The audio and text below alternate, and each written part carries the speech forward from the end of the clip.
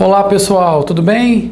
Estamos aí com nossas aulas de Direito Administrativo. Eu sou Denis França, temos vários assuntos que você pode acompanhar aproveitando a lógica do Questões de Concurso. É praticando que se aprende. Então vamos aí com um pouquinho de teoria, depois você treina nas questões e fica prontinho para a sua prova. Vamos lá?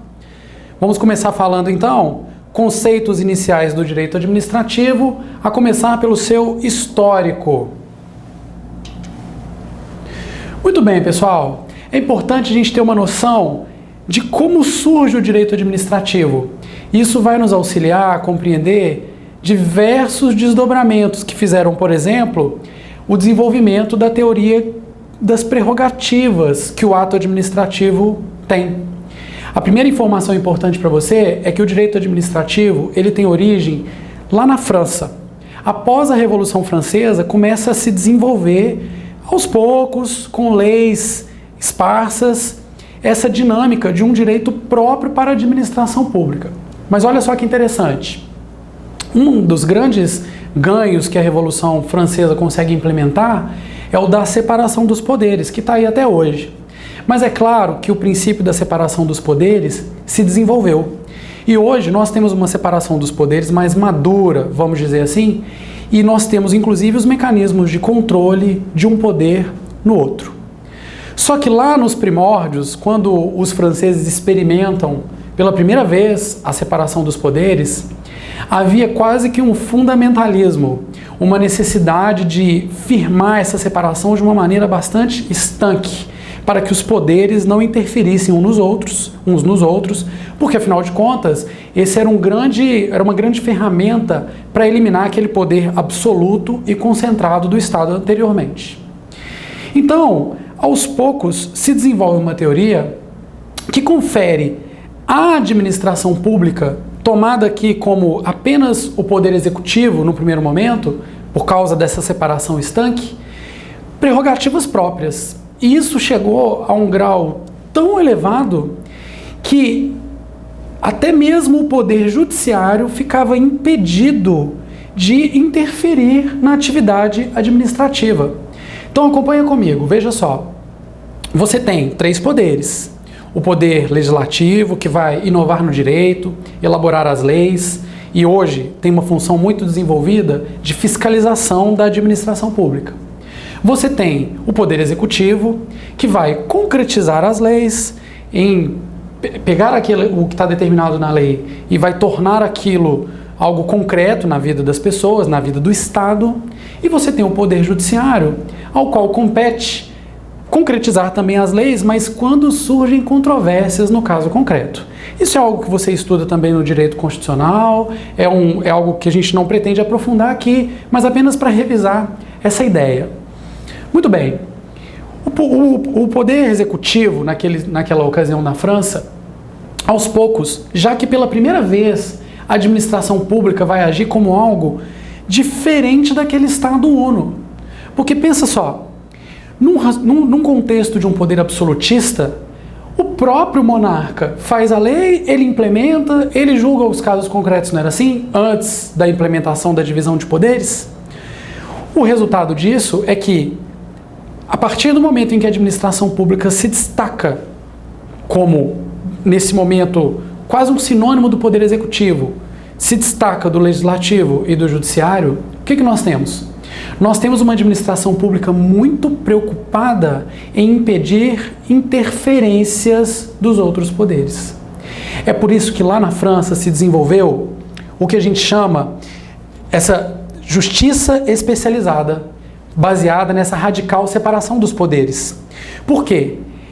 Ainda é assim hoje na França. Nós temos um tribunal administrativo que não deixa de funcionar como funcionam os órgãos judiciais, mas ele não faz parte do poder judiciário. Olha que coisa curiosa. E qual é a finalidade disso? A finalidade disso é afastar a interferência de um outro poder. É como se afirmasse, olha, em termos dos aspectos aqui da função administrativa, do poder executivo, os outros poderes não podem interferir. Isso até que fez muito sentido naquele contexto do século XIX, e aos poucos, lá na França, vão surgindo leis e mais leis, casos que vão delineando as primeiras prerrogativas, os primeiros atributos, as primeiras características do direito administrativo que vão chegando a um desenvolvimento mais completo. O Brasil, quando passa a incorporar essas lógicas, essas regras do direito administrativo, ele já está efetivamente, quando ele passa a incorporar efetivamente essas regras, ele já está num momento republicano lá pelo século XIX para o XX. Então acompanha comigo. Enquanto a França teve um desenvolvimento em que já estava instituída uma república com separação de poderes desde todo o século XIX, a partir do finalzinho do século XVIII, e o direito administrativo vem se desenvolvendo aos poucos, o Brasil até incorpora algumas dessas normas, até porque o nosso direito tinha grande influência do direito francês, ao longo do século XIX. Mas no século XIX nós ainda éramos uma monarquia. Então essa incorporação de regras é bastante lenta e esparsa. Tem poucas menções importantes. Mas a partir do século XX, quando o Brasil, então, final do século XIX, início do século XX, quando o Brasil já é efetivamente uma república também, o que nós temos?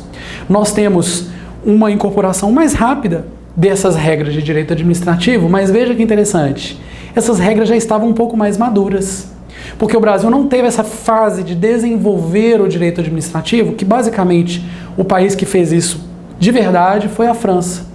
Muitos outros países, a exemplo do Brasil, incorporam essas regras já a partir do desenvolvimento francês. Então isso é que é importante a gente ter essa noção, mas fazendo sempre essa distinção. A França, por todas essas razões que eu já expliquei, ela teve uma preocupação de criar um tribunal administrativo, por meio do qual ela afastava, e afasta até hoje, a interferência mais direta do poder judiciário nas questões administrativas, nas questões que envolvem ali basicamente o poder executivo. O Brasil já se construiu de uma maneira diferente. E aqui é muito importante ficar claro e frisado para você. No Brasil, por incidência do artigo 5º da Constituição, inciso 35, chamado de princípio da inafastabilidade da jurisdição, ou seja, nada que acontece no direito brasileiro pode ser, a princípio, afastado do controle judicial. Então o Brasil não tem esse sistema dual. Isso significa que todos os atos do Poder Executivo ou da administração pública como um todo, e oportunamente a gente estuda como que é esse conceito de direito administrativo, etc. Mas enfim, todos os atos da função administrativa não estão, ou melhor, não podem se furtar, ou seja, não podem ficar de fora do controle jurisdicional. Claro isso? Então nós temos uma origem do direito administrativo, tal como conhecemos hoje. O que é uma disciplina do direito? É uma disciplina que tem princípios e regras próprias. Então o direito administrativo, como uma disciplina autônoma, ele tem a sua origem no direito francês, após a Revolução Francesa. O Brasil incorpora essas normas já um pouco mais maduro, já uma república, quando esse direito administrativo já tinha regras mais bem desenvolvidas. E, ao contrário do que acontece na França, em alguns outros países, no Brasil prevalece o princípio da inafastabilidade da jurisdição, ou seja, todos os atos da administração pública podem ser controlados pelo Poder Judiciário. É claro que, oportunamente também, a gente estuda que há limites para esse controle. É muito sabido que, em relação ao mérito dos atos administrativos, por exemplo, nós não podemos ter aí um controle do Poder Judiciário. Mas o que importa é justamente você ter essa noção da origem, conhecer esse histórico breve e saber que no Brasil o Poder Judiciário tem esse amplo controle. Tá ok? Era isso que nós tínhamos para esse ponto. Você continua acompanhando aí as questões desse assunto, treinando bastante e na próxima aula a gente vai tratar dos outros temas aí desse mesmo nosso título. Valeu? Muito obrigado.